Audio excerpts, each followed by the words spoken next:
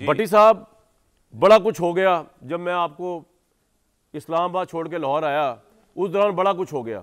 शहबाज शरीफ साहब prime minister का हलफ ले लिया, इनकी नशिस्तें फारिग हो गई, बड़ा कुछ हो गया। आप इन दोनों, इससे शिद्दत में इजाफा होगा मुल्क की सियासत में इलेक्शन कमीशन के इस डिसीजन से, या आपको लगता है कि स्टेबिलिटी बढ़ेगी? कौमी असम्बली का जो माहौल है वो आपको किस तरफ जाता है? ये गवर्नमेंट काम कर पाएगी? और अमीन गड्ढापुर जिस तरह की डेडलाइंस देते फिर रहे हैं कि 7 दिन में ये ना किया वो कर दूंगा, आपको लगता है कि वो पेशावर से मार्च भी ला के पार्लियामेंट पे ला सकते हैं इमरान खान की रिहाई के लिए?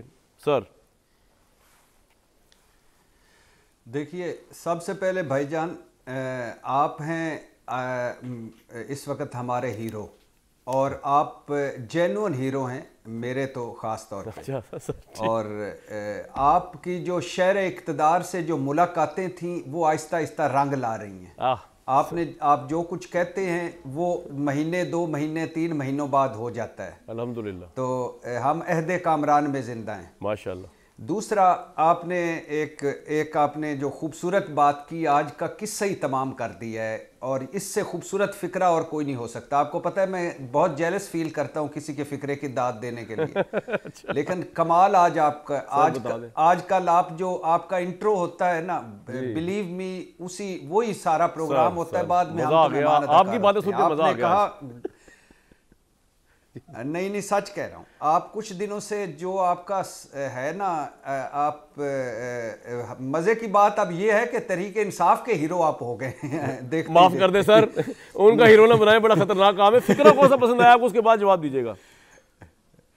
सर आपका फिक्रा जो है ना कि इलेक्शन कमीशन ने शहबाज शरीफ को गार्ड ऑफ ऑनर दिया, सलामी दी, जनाब। इससे और बड़ा कोई खूबसूरत फिक्रा नहीं हो सकता, बिल्कुल नहीं हो सकता। और यही हमारा सर इस वक्त कामरान भाई जैसे मैं और आप और बात करते हैं कि ये मुल्क इस वक्त मेरे ख्याल से शहर इक़्तिदार मतलब फौज के कंधों पर ही है। ये जो पार्लियामेंट है ये कहते साढ़े ते ना रहना भाईजान। हमने तो एक ने घड़ी चोर कहना है, एक ने मैंडेट चोर कहना है, एक ने कहना है जीरे ब्लेड, दूसरे ने कहना है बनारसी ठग।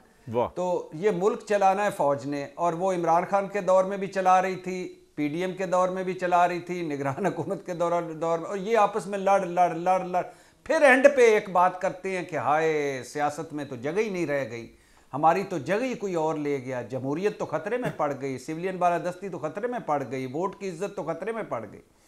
अब मुझे बताएं, इस वक्त जब मुल्क को मफामत मईशत की ज़रूरत है, मिसाके मईशत की ज़रूरत है, मिसाके मफामत की ज़रूरत है, और सबसे बढ़कर मिसाके पाकिस्तान की ज़रूरत है, इस इलेक्शन कमीशन साहब बहादुर को मैं कहाँ रखूँ?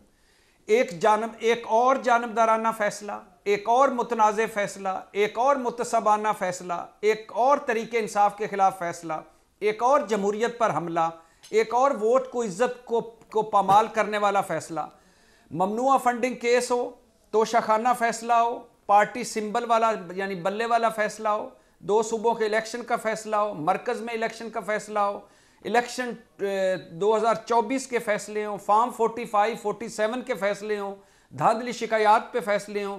इस इलेक्शन कमीशन ने जो 75 साल तारीख का मुतनाज़ तरीन इलेक्शन कमीशन है, जो मुतसबाना फैसले करने वाला इलेक्शन कमीशन, इसने हर जगह मायूस किया और हर इम्तिहान में फेल हुआ। और आज हम जहां हैं, इस वक्त जहां हैं, इसमें फाइज ईसा काजी के 3 रुकनी बेंच और इस इलेक्शन कमीशन का सारा कमाल है। सुप्रीम कोर्ट से रिलीफ मिलेगा तहरीक इंसाफ को आपके ख्याल में ये स्पेशल सीट्स वाले पे? जी सुन लीजिए ना, तारीख जब लिखी जाएगी तो यकीन करें आज मुझे बड़ा दुख हुआ है।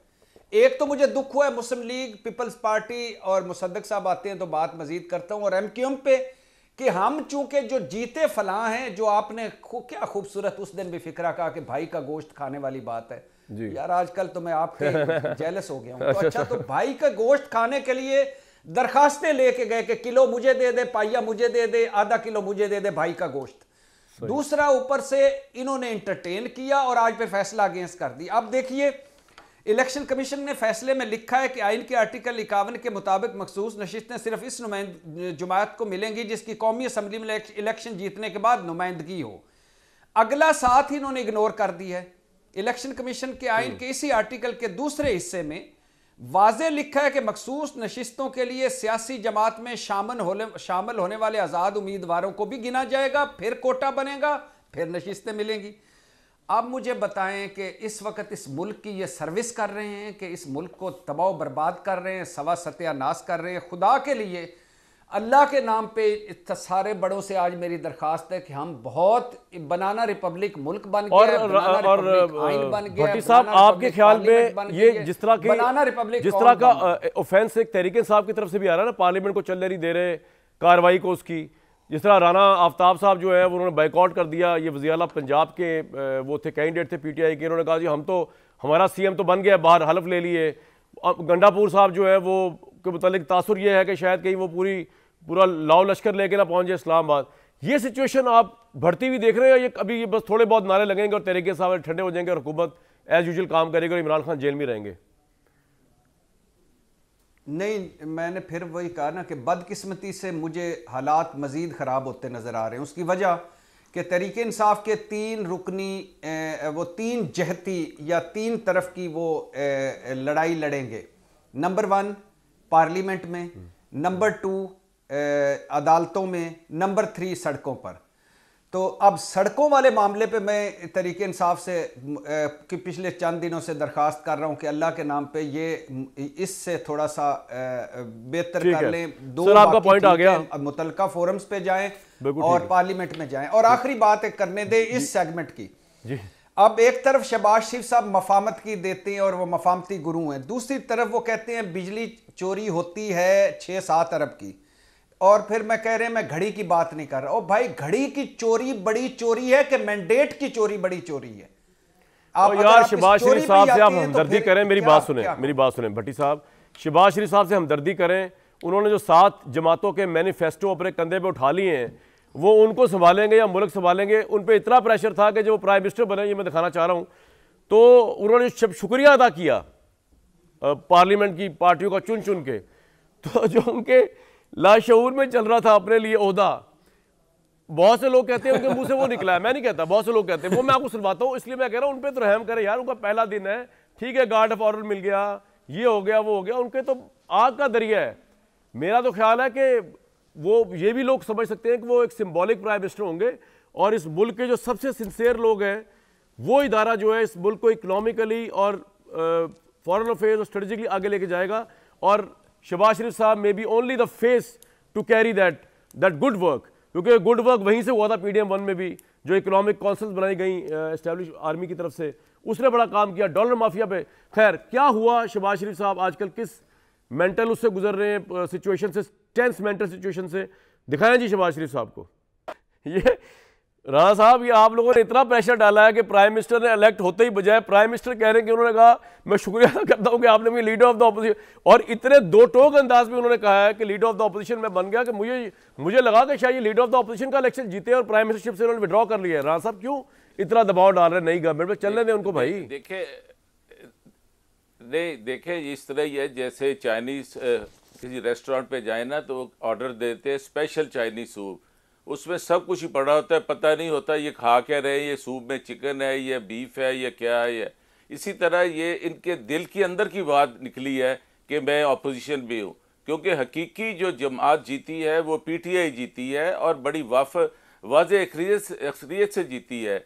ये जो कह रहे हैं ना, ये सिलसिला जैसे भट्टी साहब ने फरमाया, ये कंपनी चलती नज़र नहीं आ रही है, क्योंकि ये चलने से पहले ही लड़खड़ा गई है। ये जो कुर्सी पे बैठे तो राणा साहब, आपने क्या सोचा है? देखें, आपको पता है इस मुल्क की रियलिटी है इस्टेब्लिशमेंट। मैं आपको दावत फिक्र दे के ब्रेक पे जा रहा हूं। आपने क्या सोचा है? जिस तरह की अचकज़ई साहब लैंग्वेज इस्तेमाल कर रहे हैं और उसको सपोर्ट, मैं आता हूं भट्टी साहब आपके पास, ब्रेक से पहले आ रहा हूं, जिस तरह की लैंग्वेज इस्तेमाल कर रहे हैं अचकज़ई साहब और आप उनको कैंडिडेट बनाते हैं प्राइम मिनिस्टरशिप का, गंडापुर साहब जिस तरह तड़ियाँ लगा रहे हैं KP के अंदर, तो यार ये तो अब लग ही रहा है कि आप कन्फ्रंट्रेशन मूड से बाहर निकलने को तैयार नहीं है। इस्टेब्लिशमेंट से आपको कन्फ्रंट्रेशन पहले भी महंगी पड़ी है, या आपको आज भी महंगी पड़ेगी। मैं आपको एज आपका वेल विशर बता रहा हूँ। मैंने इमरान खान साहब को भी कहा था कि ये आपको बहकाने वाले लोग हैं जो कहते हैं कि इदारों से या इदारों के आला अफसरों से इस्टेब्लिशमेंट लड़ जाओ। अवाम नहीं निकली उस लड़ाई के अंदर, अवाम इस्टेब्लिशमेंट के खिलाफ नहीं है, अवाम नहीं निकली। आपको अवाम वैसे दिल का तार समझ सकती है, इस्टेब्लिशमेंट के खिलाफ नहीं, साबित हुआ ये जितनी दफ़ा इमरान साहब ने मार्च कॉलेज दी इस्टेब्लिशमेंट, वो नहीं हुआ। तो सर कुछ सोचे इस बारे में, आपका सियासी हरीफ आपसे फ़ायदा हासिल कर रहा है, आपकी जो जंग आपने शुरू की हुई है उसका फ़ायदा आपको तो नहीं हो रहा, तो आपको नुकसान हो रहा है। स्पेशल सीट्स आपको नहीं मिल रही, प्राइम मिनिस्टरशिप आपको नहीं मिल रही, फेयर इलेक्शन बकौल आपको नहीं मिल रहा, तो क्या फ़ायदा हो रहा है इस पॉलिसी का? अब इलेक्शन पे आपको प्रोटेस्ट करने वाले आपके वोटर बाहर निकलते नहीं, अब आप करते रहे कौमी असेंबली में खड़े होकर प्रोटेस्ट, क्या होगा उससे? वो तो हुकूमत बन गई है, हुकूमत चल रही है। मैं आपसे ब्रेक के बाद पूछ लूं, गुजारिश मेरी सुन लें, ब्रेक के बाद ये सवाल छोड़े जा रहा हूं आपके लिए। नहीं मेरी, आप ब्रेक के बाद जवाब दे दीजिएगा तफसील से, ये सवाल आपके। लेकिन भट्टी साहब, शहबाज शरीफ साहब वाली बात पे कुछ कहना चाहेंगे आप, जो लीडर ऑफ द अपोजिशन को उन्होंने कहा था, कुछ कहना चाह रहे थे आप? फिर मैं ब्रेक लूं। नहीं, मैं सिर्फ ये जो आपने बात कर दी वही करना चाह रहा ब्रेक था के बाद, तरीके इंसाफ वालों को कि प्लीज आप अपनी सियासी लड़ाई लड़े। बिल्कुल सर।